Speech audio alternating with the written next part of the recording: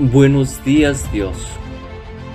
Reflexión del Evangelio del día por Monseñor Luis José Rueda Aparicio, arzobispo de Bogotá y primado de Colombia. Abre tu corazón a la palabra de Dios.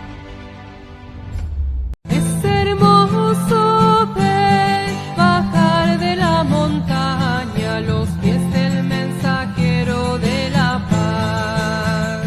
En el nombre del Padre, y del Hijo, y del Espíritu Santo. Amén. Qué hermosos son los pies del que anuncia la paz a sus hermanos, y qué hermosas las manos maduras en el surco y en la mies. Grita lleno de gozo, pregonero que traes noticias buenas. Se rompen las cadenas y el sol de Cristo brilla esplendoroso. Grita sin miedo, grita, y denuncia a mi pueblo sus pecados. Vivimos engañados, pues la belleza humana se marchita. Toda hierba es fugaz, la flor del campo pierde sus colores. Levanta sin temores, pregonero, tu voz dulce y tenaz. Si dejas los pedazos de tu alma enamorada en el sendero, qué dulces, mensajero, qué hermosos, qué divinos son tus pasos. Amén. La cosecha es abundante, les dijo el Señor al partir.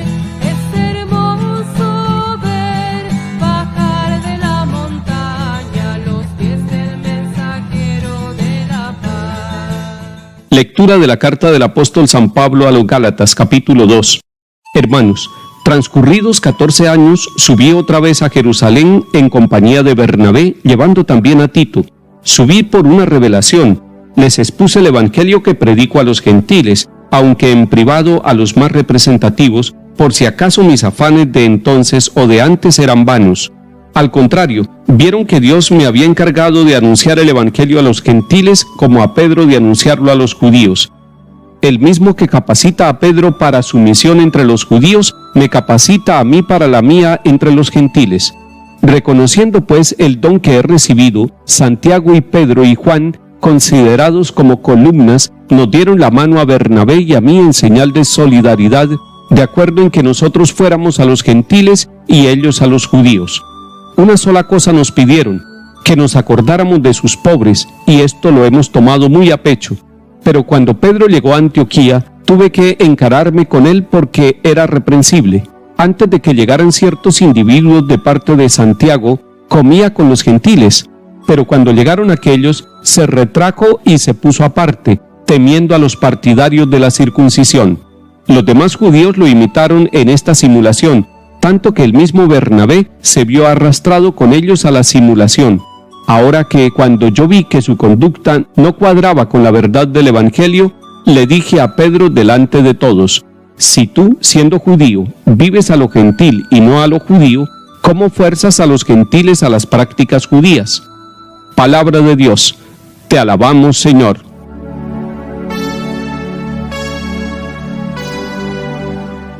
El misionero Pablo, en la carta a los Gálatas, nos está contando su experiencia de fe y su experiencia misionera. Nos está diciendo que sube por segunda vez a Jerusalén. Nos había contado que subió 3 años después de conocer a Cristo y de tener la experiencia cercana con el Señor. Había conocido a Pedro y también a Santiago. Ahora, transcurridos 14 años, sube otra vez a Jerusalén. Ha durado 14 años misionando, yendo de pueblo en pueblo. Durante estos 14 años, él estuvo acompañado por Bernabé, pero además está acompañado por Tito y ellos lo acompañan a Jerusalén a este viaje para encontrarse con los que son llamados columnas de la fe, es decir, con Pedro, con Santiago y con Juan.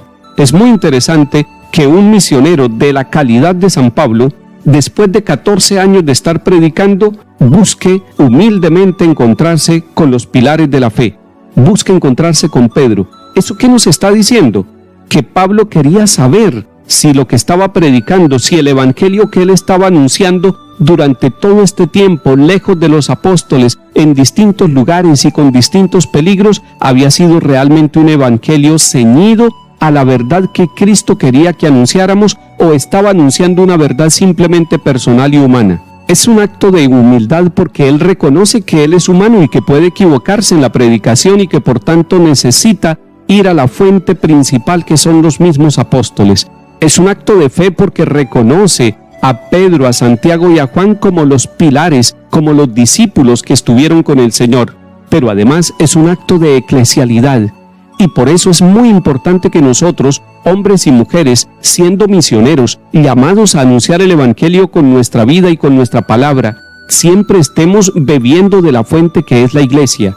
Por eso es muy importante que el catecismo de la Iglesia Católica sea compañero de nuestro camino, de nuestra misión y de nuestro viaje, porque podemos tener dudas, pero allí en la Sagrada Escritura y en el catecismo de la Iglesia encontramos las clarificaciones. Y si aún tenemos dudas, tenemos a los sacerdotes, tenemos a los obispos, tenemos a la Santa Sede, tenemos al Papa, para que nosotros podamos clarificar y de esa manera vivamos en comunión esa acción misionera que queremos vivir en el nombre del Señor.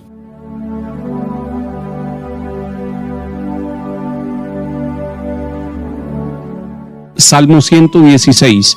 Alaben al Señor todas las naciones, aclámenlo todos los pueblos. Firme es su misericordia con nosotros, su fidelidad dura por siempre.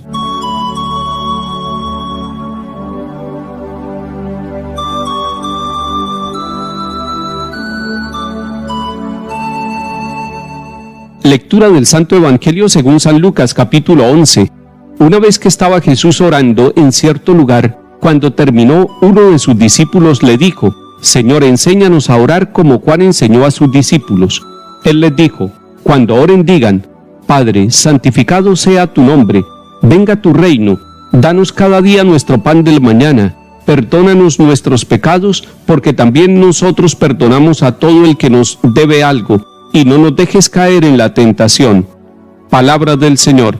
Gloria a ti, Señor Jesús.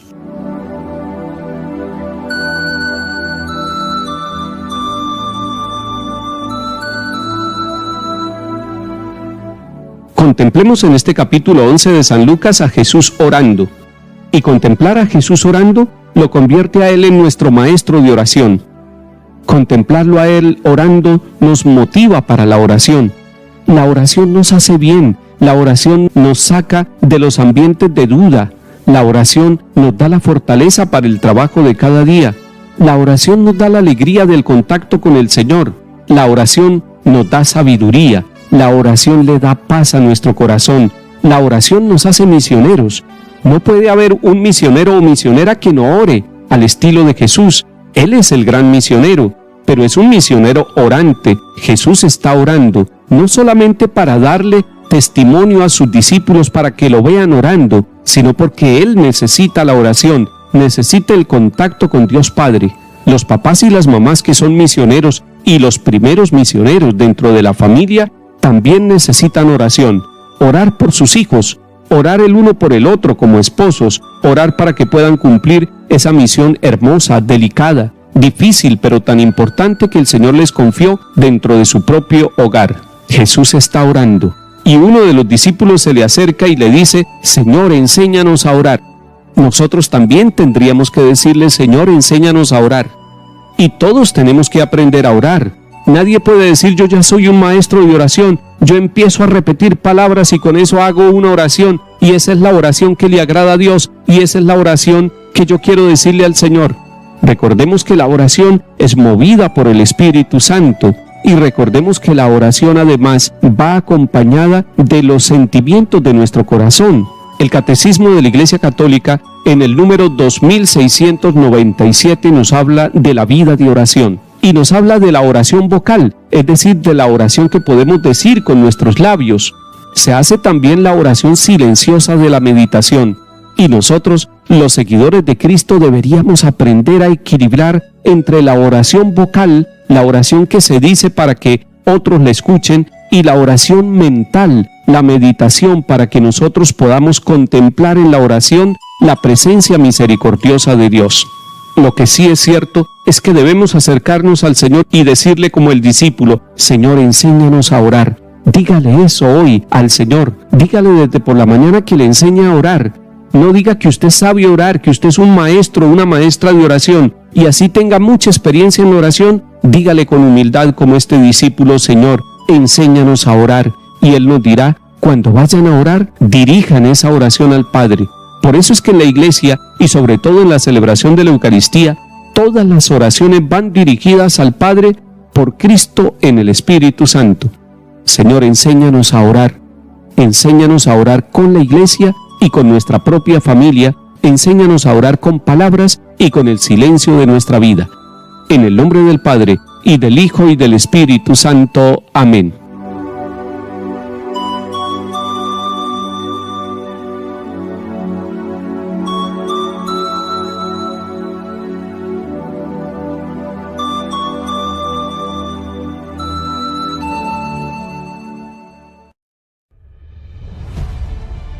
Buenos días, Dios. Reflexión del Evangelio del día por Monseñor Luis José Rueda Aparicio, arzobispo de Bogotá y primado de Colombia. Abre tu corazón a la palabra de Dios.